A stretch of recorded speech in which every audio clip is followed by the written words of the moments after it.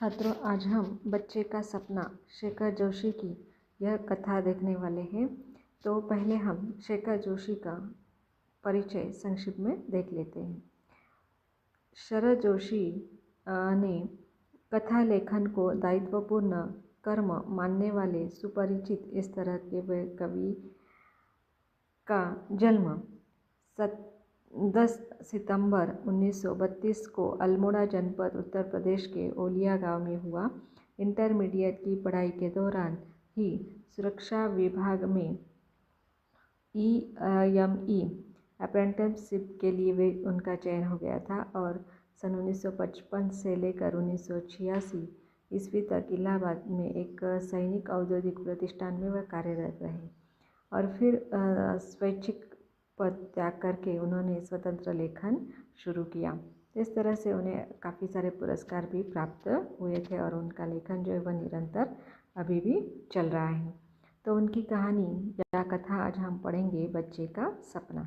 देखिए, मैं उसके मासूम चेहरे पर सुखद आश्चर्य की चमक देखना चाहता था। बहुत दिनों में संजोई हुई एक इच्छा की पूर्ति, एक लगभग असामान्य सी वस्तु की प्राप्ति का संतोष। हाँ, मेरी जैसी स्थिति में उसके लिए यह एक मामूली चीज़ भी लगभग असामान्य थी। तो जिस तरह से छोटे बच्चे छोटे छोटे सपने पालते हैं और उसको पूरे करने के लिए वे जी जान लगा देते हैं, तो अतिशयोक्ति नहीं होगी अगर ऐसा कहा जाए तो यहाँ पर लेखक शायद इस कोई बच्चा है उसका जिक्र आएगा ही क्योंकि मैं कहानी का संघर्ष खत्म नहीं करना चाहती। इस तरह से ये जो बच्चा है, इस बच्चे का सपना यहाँ पर लेखक अपनी तरह से पूरा करना चाहते हैं। तो लेखक कहते हैं कि मैं उसके मासूम चेहरे पर सुखद आश्चर्य की चमक देखना चाहता था। बहुत दिनों में संजोई एक इच्छा की पूर्ति, एक लगभग असामान्य सी वस्तु की प्राप्ति का संतोष।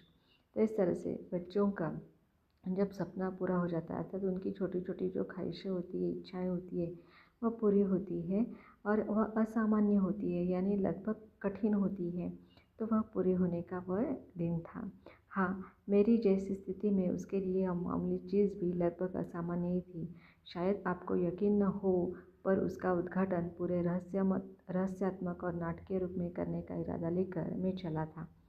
तो ज़्यादातर हम ऐसे भी देखते हैं कि घरों में भी जो माँ बाप होते हैं वे अपने बच्चों को एक तरह से छिपा कर उनकी इच्छा पूरी करते हैं। जैसे कल्पना कीजिए कि बहुत दिनों से कोई बच्चा परिवार का किसी चीज़ के लिए जिद कर रहा है और अचानक, यानी काफ़ी मन्नतें करने के बाद भी उसके माता पिता उसे वह चीज़ लाकर नहीं देते।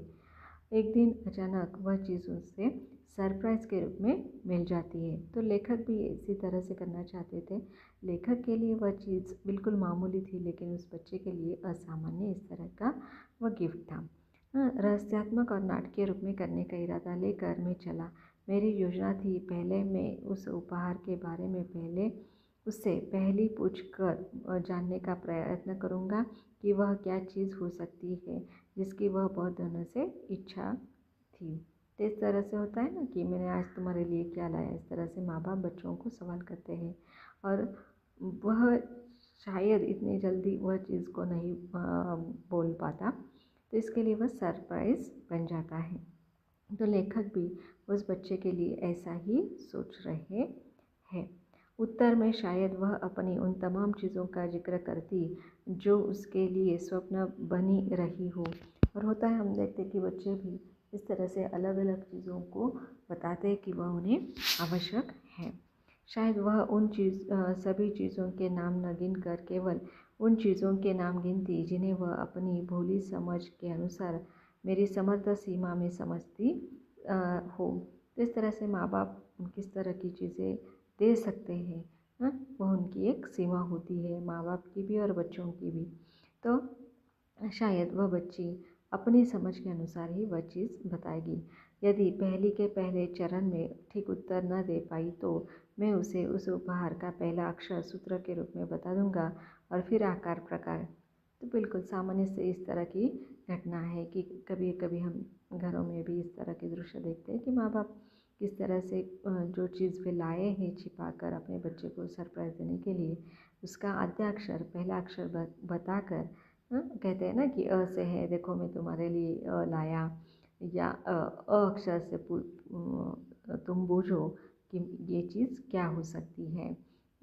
या अगर कैडबरी है तो क अक्षर से हम उसे एक क्लू देने की कोशिश करते हैं, और अगर उससे उसे समझ में नहीं आया तो उसका आकार और प्रकार भी बताने की कोशिश लेखक करना चाहते हैं।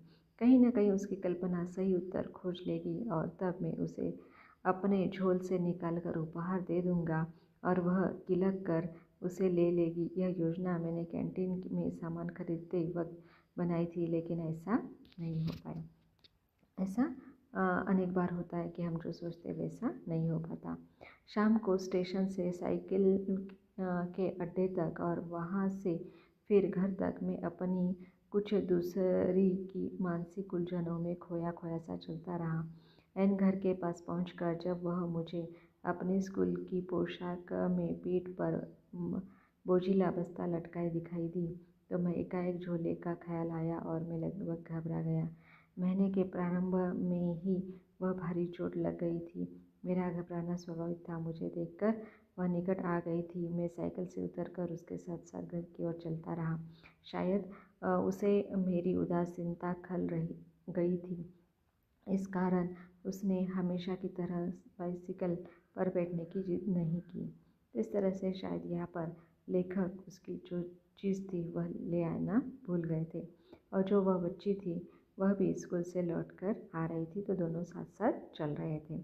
महीने के शुरू में कैंटीन में भीड़ अधिक रहती है, लेकिन खुले बाजार की अपेक्षा 4 पैसे की बचत की लिहाज से मैंने देर तक लाइन में प्रतीक्षा करने के बाद प्रायः सभी आवश्यक चीज़ें ले ली थी। पुराने पैन में काट कर बनाया गया झोला वनस्पति घी के डब्बे का भार शायद झेल न सके, यह सोचकर मैंने उसे अलग रख दिया था, और तमाम चीज़ें जैसे नहाने के और कपड़े के साबुन, दंतमंजन, पेस्ट, बच्चों के बनियाने, देखिए अगले पेज पर, तो इस तरह से जो किराने के सामान है वह सभी यहाँ पर लेखक ला रहे हैं।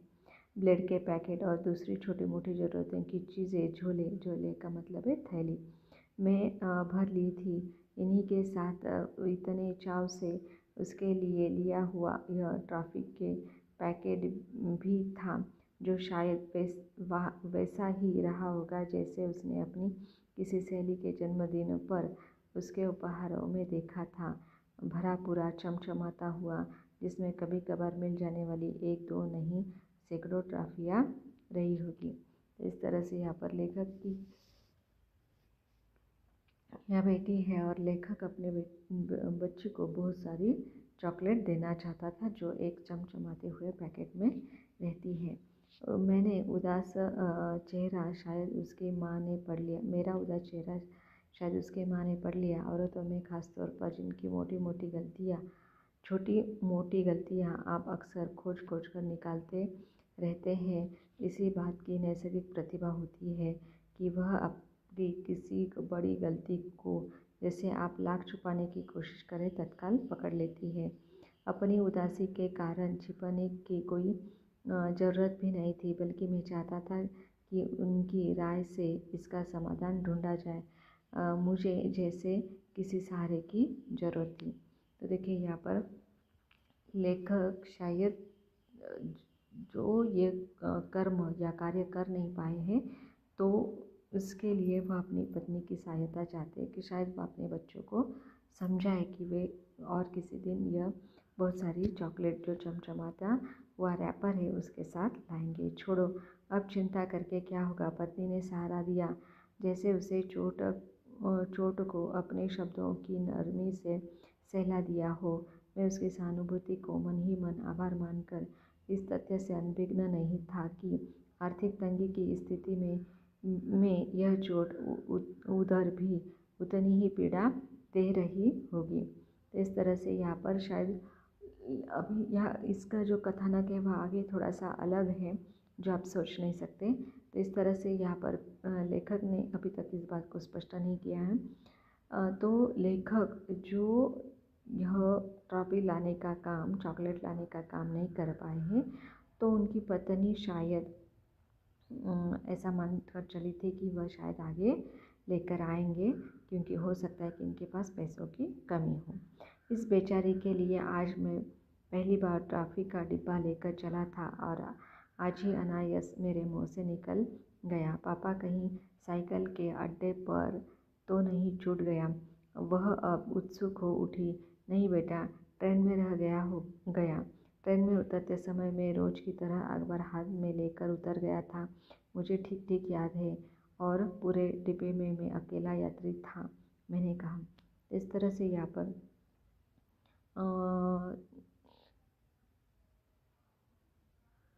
लेखक अपनी बच्ची को बताते हैं कि वे तो ट्रॉफ़ी का डिब्बा लाए थे, लेकिन यहाँ पर फिर कहाँ है। स्वाभाविक है कि उनकी बेटी ने उन्हें पूछा, तो वह कहते हैं कि यहाँ शायद वह ट्रेन में ही रह गया होगा, और लड़की कहती है कि साइकिल के अड्डे पर रह गया होगा। तो लेखक इस बात को स्पष्ट करते हैं कि नहीं, रेलगाड़ी में ही रह गया होगा, वे अकेले थे और अखबार उनके हाथ में था, तो उसके चक्कर में वह डिब्बा वहीं पर रह गया। रेल तो अब चली गई होगी, उसने फिर कहा, और साथ ही पत्नी की आंखों में भी जैसे यह प्रश्न क्रोन गया। देखिए यहाँ पर उनकी पत्नी को भी अभी ये स्पष्ट हुआ कि उन्होंने टॉफ़ी का डिब्बा लाया था जो ट्रेन में छूट गया था। ट्रेन कहाँ जाएगी, वह तो लोकल है, लेकिन अब तक कहाँ वहाँ धरा होगा। मेरे स्वर में थोड़ी झल्लाहट आ गई थी। इस तरह से यहाँ पर बच्चे अभी एक ही प्रश्न को बहुत खुरेदते हैं, तो इसी को आगे दोहराते हुए उनकी बेटी ने कहा कि वह तो वहीं पर होगा ट्रेन में। तो ऐसी स्थिति में अब वह ट्रेन तो काफ़ी आगे निकल गई होगी, लेकिन शायद किसी ने उसे उठा लिया होगा। इस तरह से लेखक वहाँ थोड़ा चिढ़ गए हैं। उसकी जिद और पत्नी का समर्थन था कि मैं उससे साथ लेकर फिर स्टेशन आ पहुँचा। जिस प्लेटफॉर्म पर मैं उतरा था वहाँ अब ट्रेन नहीं थी। अपने अनुभव के आधार पर मैंने दूर यार्ड की ओर नज़र दौड़ाई। बिना इंजन के कई डिब्बों की कतारें लगातार पटरियों पर लगी हुई थी। अब इन कतारों में मैं अपनी लोकल ट्रेन को पहचान पाना बहुत आसान नहीं था, लेकिन अब वहाँ तक लौट आने के बाद थोड़े प्रयास करने के लिए मुँह मोड़ना मुझे अच्छा नहीं लगा, और बच्ची का हाथ पकड़कर पटरी चलते ही यार्ड पर पहुंच गया। पुराने डिब्बों को जोड़ तोड़कर बनाई गई लोकल ट्रेनें पहचानने में विशेष दिक्कत नहीं हुई थी, लेकिन यह निश्चित कर पाना कि मेरे लिए कठिन सा था कि वह कौन सा डिब्बा था जिसमें मैंने सांझ को यात्रा की थी। बारी बारी में हम प्रत्येक डिब्बे पर घूमकर अपनी आँखों में से प्रत्येक सीट के ऊपर नीचे देखकर थक हार लौट आए। प्लेटफॉर्म पर वापस लौटने पर देखा 5-6 मैले कुचले छोकरे अध फटे ताशों की जोड़ी लेकर खेल में जुटे हुए हैं। एक बच्चे ने बीड़ी सुलगा कर लंबा कस लिया और अपने गालों को फुलाकर धुएं के गोल छल्ले हवा में दौड़ा दिए। बच्ची ने खुश होकर मेरी ओर देखा, जैसे उस छोटे लड़के का कौतुक देखकर वह उसकी सराहना कर रही हो। उसके पैर धीमे चलने लगे और मैं भी अनजान ही वहाँ रुक गया। शायद बच्ची की प्रशंसात्मक दृष्टि का असर था, या फिर उसकी ही मौज थी कि बार बार से सभी ने बीड़ी का यह खेल खेलने की कोशिश की। कुछ सफल हुए, कुछ केवल इंजन की तरह मुंह से धुआं निकल कर रह गए। अपने ताश के खेल में वे फिर मग्न हो गए। अपने फटते चिथड़ों, कालिखों, पूते हाथ पैरों और झंकाड़ बालों के बावजूद उनमें से प्रत्येक खिलाड़ी शिकारी किसी मुद्रा में बैठा था, और हर दाव पर चिवट से लड़ने का भाव उनके चेहरे पर तैर रहा था। अभी हम खड़े ही थे कि एक गाड़ी झुक झुक करते सामने आ गई। लड़कों का खेल एकाएक बंद हो गया और सब दौड़कर चलती गाड़ी में अलग अलग डिब्बों में चढ़ गए। तो इस तरह से हमने देखा कि लेखक और उन्होंने अपनी बच्ची को साथ लाया था कि किस तरह की वह जो ट्रॉफ़ी का डिब्बा था उसे ढूंढने के लिए वे आए थे। तो उन्होंने एक दृश्य देखा कि जो 4-5 बच्चे हैं वह भूखे नंगे या किस तरह से सिगरेट पी रहे हैं, ताश खेल रहे हैं। ये दृश्य का वर्णन किया गया है। और सभी इस तरह से ताश खेल रहे थे कि वे जीत जाएंगे। और ऐसी स्थिति में यहाँ पर उन्होंने जब एक गाड़ी आते हुए देखी तो उन्होंने अपना खेल समेटकर उस गाड़ी में वे बैठ गए। घर लौटाने से पहले हारी हुई बाजी का आखिरी दांव लगा लेने की इच्छा को वे न रोक सका। स्टेशन के बाहर निकलने से पहले इस घटना को रिपोर्ट रेलवे पुलिस के कार्यालय में लिखने के उद्देश्य में जब मैं प्लेटफॉर्म के आखिरी सिरे पर बने हुए उस कार्यालय में पहुंचा तो वहां पर केवल एक सिपाही बैठा हुआ था। मैंने संक्षेप में उसे अपने आने का उद्देश्य बताया और रिपोर्ट दर्ज कर लेने का अनुरोध किया। हाँ, रिपोर्ट लिखानी है, किस बात की? उसने इस प्रकार पूछा जैसे जो कुछ मैं बता चुका था वह उसने सुना ही न हो। मैंने बताया ना कि मेरा झोला ट्रेन में छूट गया था। किस ट्रेन में? लोकल में 5 बजे आती है। तो अब तो का उत्तर क्या देता? लगा कि मुझे उसने टालने की गरज से निरर्थक बातों में उलझा रहा हो। आपका टिकट कहाँ है? उसने चुस्ती से पूछा, जैसे हकीकत का क्रम शुरू कर रहा हो। मेरा सीज़न टिकट है। जेब से टिकट निकाल कर मैंने उसकी तरफ बढ़ा दिया। तो यहाँ पर लेखक ने उसे भी पुलिस में रिपोर्ट लिखाने की कोशिश की है, इसका वर्णन किया गया है। और इस बच्ची का उसने अपनी तहकीकात जारी रखी। यह मेरे साथ नहीं थी, अब घर पर थी। मैंने आपको बताया ना कि मैं घर जाकर फिर लौटा हूँ। मैंने उसे समझाने का प्रयत्न किया, लेकिन अभी तो आप उसके साथ स्टेशन के अंदर हैं। उनके स्वर में कुछ सख्ती थी। अपनी गलती का एहसास मुझे होने लगा था और मुझे लगा कि बच्ची के हाथों में पकड़ सख्त हो गई है। शायद वह घबरा रही थी, जिसे उसने इस प्रसंग को एक बार की छोड़ दिया और सामान का विवरण पूछने लगा। तो इस तरह से आप जानते हैं ना, बिना टिकट कोई भी प्रवासी, जिसे हम प्लेटफॉर्म टिकट कहते हैं, वह प्लेटफॉर्म पर भी नहीं जा सकता। इस तरह का एक नियम उनका होता है। वह उस बच्ची का टिकट पूछ रहे हैं। फिर उसे छोड़कर यहाँ पर लेखक उस पुलिस वाले से देखिए बातचीत में क्या कह रहे हैं। हाँ, तो घी, साबुन, तेल, बनियान कितने थी? 6 साइज़ यही रही होगी। 2 मेरे नाप की, 2 14-15 साल के लड़के की नाप की और 2 8-10 साल के लड़के की नाप की। और क्या क्या था? वह जैसे सामान के बारे में कुछ रुचि लेने लगा था। मैंने सारा विवरण उसे दे दिया तो रिपोर्ट लिखने के बजाय उसने एकाएक प्रश्न किया, आपके पास माचिस है? नहीं, मैं बीड़ी सिगरेट नहीं पीता। मैंने अपनी सफाई दी। अच्छा, तो आप बीड़ी सिगरेट नहीं पीते? उसने कहा और उठकर दरवाजे तक आ गया। उसके इस वाक्य में मुझे एक बार की उपेक्षा, तिरस्कार और अधिकार की गंध लगी। अब मुझे अपने आप झुलझुलाहट होने लगी और मैं वहाँ से निकल जाना चाहता था। बाबू साहब, यह स्टेशन है, 1000 तरह के लोग आते जाते हैं। सामान में आपका नाम तो नहीं लिखा है। साधारण सामान है, कोई भी अपने थैले में डाल कर ले गया होगा। प्लेटफॉर्म पर खोमचे वाले छोकरे होकरे से पूछ लीजिए, किसी ने तो नहीं देखा। उसने मुझे निपटाने के लिए जैसे ये शब्द कह गए थे। मैंने राहत की सांस ली और लेट गया। चलती गाड़ी में चढ़ते हुए उन छोकरों की स्मृति बार बार मन में क्रुंज जाती थी। हो सकता है लोकल में पहुंचने पर भी वे ऐसे ही एक एक डिब्बे में पहुंच जाते होंगे। अपनी व्यस्तता में मैंने ट्रेन में उतरते समय इस बात का ध्यान नहीं दिया था। हो सकता है कि मैं इनमें से ही किसी ने मेरे हाथ का सामान लग गया होगा और दौड़ धूप सफल हो गई हो। खाली हाथ पर घर पहुंचने तक इस घटना की सूचना घर के अन्य सदस्यों तक पहुंच गई थी और वे सभी सामने लौटने की प्रतीक्षा कर रहे थे। इस छोटी मोटी आर्थिक क्षति के अतिरिक्त अपनी लापरवाही का दृष्टांत बनाने की ग्लानि, दिन भर की दौड़ धूप और रिपोर्ट लिखवाने की कोशिश झेली गई जलालत का कुछ ऐसा असर था कि मैं बहुत प्रयत्न करने पर भी अपनी उदासी से मुक्ति न पा सका। मेरी गलती को तत्वहीन और नगण्य सिद्ध करने और मुझे उत्साहित करने के लिए जैसे घर के हर प्राणी में होड़ सी लग गई थी।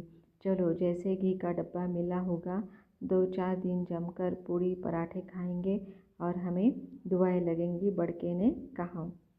तो इस तरह से यह स्पष्ट था कि उनका जो सामान था वो चोरी हो चुका था और जिसमें उन्होंने टॉफ़ियाँ अर्थात चॉकलेट भी लाई थी। और भोजन के बाद टॉफ़ी का स्वीट डिश जमेगी। छोटू ने पता लगाया तो बच्ची समेत सब हंस दिए और उदासी का कुआसा थोड़ा सा छट गया। यानी परिवार वालों ने भी उनकी बातों को समझ लिया और यहाँ पर उन्होंने एक छोटी गलती मानकर, हो सकता है कि उस सामान से किसी का भला होगा, यह बात सोचकर यहाँ पर सभी भूल गए और उसका मजाक बना रहे थे। छोटू ने भी तो कभी कभी बना, भैया यहाँ एक इतना छोटा सा लड़का था, तुम्हें से छोटा बीड़ी से इस तरह के धुएं के छल्ले बना रहा था कि क्या बताओ। बच्ची चीखने लगी। छोटू भी तो कभी कभी बना देता है। बड़के के मौके को रंग देकर एक ढकी छवि सच्चाई का उजागर कर दिया तो छोटू पसीना पसीना हो गया। एक धुएं के छल्ले वालों के तकदीरों में लिखा था तुम्हारा डिब्बा। मैंने अपने मन का संशय उजागर कर दिया। तो देखिए, छोटे बच्चों में ये जो बड़े लोग बीड़ी सिगरेट पीते हैं तो उसी का अनुकरण ये छोटे बच्चे करते हैं। तो हो सकता है कि लेखक के बच्चों ने भी ऐसा प्रयोग किया था, ये स्पष्ट होता है। लेकिन वह बात वहीं समाप्त हो जाती। लेखक जो है वो इस बात को स्पष्ट करना चाहते हैं कि उन्होंने ही उन बच्चों को इस तरह के ये चॉकलेट दिए हैं। सच पापा? बच्चे ने चौंक कर पूछा। और नहीं तो क्या, देखा नहीं कैसे चलती गाड़ी में लपक कर चढ़ रहे थे। मैंने अपने कथन को आधा देने के लिए तर्क प्रस्तुत किया। अगर ऐसा था तो तुम उन छोकरों से एक बार पूछ तो लेते। पत्नी के स्वर में पहली बार हल्का सा रुखापन था। तो स्पष्ट ही लेखक यह कहना चाहते हैं कि इन बच्चों ने ही उनका डिब्बा और सामान चुराया होगा। पूछकर क्या होता, कहीं इधर उधर कर दिया होगा। और क्या सबूत है? मैंने पूरा प्रयत्न किया कि अपने स्वर में किसी प्रकार का रुखापन न आने दूँ। रात में सोते समय मैंने अनुभव किया कि बच्ची की सारी कल्पना उन छोकरों पर ही केंद्रित होकर रह गई थी। यह देखकर अच्छा लगा कि वह इस खेल में सुख ले रही थी। शायद बड़के की बात उसके मन में बैठ गई थी। उसके माँ बाप लोग कुछ नहीं कहेंगे पापा। वह अपनी घरेलू नैतिकता के बारे में अपनी गुत्थी सुलझा रही थी। इन्हें चोरी करना पाप होता है, जिस तरह से बच्चों को बताया जाता है। और ये छोटे बच्चे तो दिन दहाड़े चोरी करते हैं। वे मवाली छोकरे थे बेटा। उनका न कोई घर बार होता है, न बाप बाप का ठिकाना।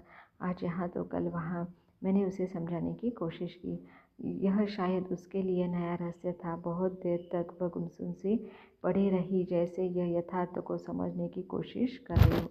इस तरह से हम जिस तरह से परिवार के सदस्य, उनके संस्कार, उनका प्यार, उनका स्नेह, तो ये गरीबों के लिए या जो भिखारी होते हैं या अनाथ होते हैं उनके लिए ये एक स्वप्न सा होता है और उनकी कल्पना बच्चों के लिए काफ़ी दुखदायी होती है। यह शायद उसके लिए नया रहस्य था। बहुत दिन समय तक वह गुमसुम रही और यह यथार्थ सोचने की वह ऐसा भी होता है, यह सोचती हुए रह गई। कुछ देर बाद भी वह फिर वातावरण में लौट आई। उसने कहा, कल ये लोग खूब साबुन मलकर नहाएंगे। कैसे काले हाथ पैर थे न। हाँ, शायद कोयला बिनते ढोरे हो। मैंने कहा। तो इस तरह से यहाँ पर लेखक के सामान में साबुन भी था नहाने का और कपड़े धोने का। तो लेखक की जो बच्ची है वह इस तरह की कल्पना करती है कि शायद उनके पास साबुन नहीं हो रहा होगा नहाने के लिए ही और ना ही कपड़े धोने के लिए। तो ये दोनों चीज़ें उन्हें मिल गई है। तो कल ये लड़के जो है वह काफ़ी साफ सुथरे दिखाई देंगे। आपके झोले में तेल भी था ना। खूब चमचमा कर बाल बनाएंगे। वह अपनी कल्पना में उन्हें नहला धुलाने में सवार रही थी। उसने गोल गोल छल्ले बनाए थे। वह तो बिल्कुल छोटू भैया जैसा लग रहा था। उसकी बनन वैसी बिल्कुल ठीक आएगी। फिर जैसे एक अद्भुत संयोग उसे याद आ गया और वह बिछौने में कुहनी टिकाकर किलक उठी। पापा, वे 6 लड़के थे और बनियानें भी पूरी 6 हैं। अब के नाप की थी। अब सभी बच्चों की कल्पना में वह नहा धोकर सज संवर कर तैयार हो गए थे और शायद मुंह में बीड़ी की तरह ट्रॉफियाँ रखकर चुबलाने लगे थे। देखिए ये छोटे बच्चे किस तरह से कल्पना करते हैं। मैंने उसे दूसरी बातों में बहलाकर सुलाने की कोशिश की और थोड़ी देर बाद शायद वह सो भी गई या मुझे नींद आ गई। सुबह जब मैं काम के लिए तैयार हो गया तो बच्ची सोई हुई थी। अभी शाम को लौटते ही उसने प्रश्न किया। मैं असमंजस में पड़ गया। पापा वे लड़के मिले? वास्तव में मैंने प्लेटफॉर्म में उतरकर उन लड़कों को देखने की कोशिश की थी, लेकिन एक साथ दो दो गाड़ियां आने के कारण प्लेटफॉर्म में भीड़ में उन्हें खोज लेना संभव नहीं हुआ था और व्यर्थ चेष्टा समझकर मैं घर की ओर चल दिया था। इस बात का विश्वास हो जाने पर भी कि मेरा झोला उन छोकरों के हाथों में पड़ गया होगा, मैं इस बात से अनभिज्ञ नहीं था कि सजने संवरने की अपेक्षा उनकी प्राथमिकता पेट की होगी और वह सामान आने पौने में किसी खोमचे वाले या ढाबे वाले के हाथों में जा चुका होगा। परंतु बच्ची को ये सब बतला कर मैं उसे निराश नहीं करना चाहता था। बच्चों के सामान में भरकर झूठ बोलने का प्रयत्न करता हूँ, लेकिन इस बार मैं झूठ बोल गया और एकदम सफ़ेद। हाँ बेटी, सब के सब दिखाई दिए थे, मैंने कहा। वह उत्सुकता से मेरी ओर देखने लगी। उसके पहले कि वह कुछ और पूछती, मैं ही उसकी समस्या का समाधान कर दिया। आज सब नहा धोकर साफ सुथरे बने हुए थे, एकदम हीरो। मैंने हंसकर कहा। मेरा उत्तर सुनकर उसके चेहरे पर सुखद आश्चर्य की चमक आ गई। वह प्रसन्न थी, परंतु संतुष्ट, परंतु सभी बच्चों की तरह अपने सपनों की वास्तविकता से अपरिचित और अनजान। इस तरह से यहाँ पर बच्चे जो सपने देखते हैं वह एक तरह से ऐसे नहीं होते कि जो समाज में वास्तविकता है, यथार्थता है, उसमें वे पूरे हो सके। इसलिए यथार्थता अलग होती है और वास्तविकता अलग होती है। तो लेखक ने इस बात को अपने इस मार्मिक इस तरह के कथानक के माध्यम से बताने की कोशिश की है। धन्यवाद।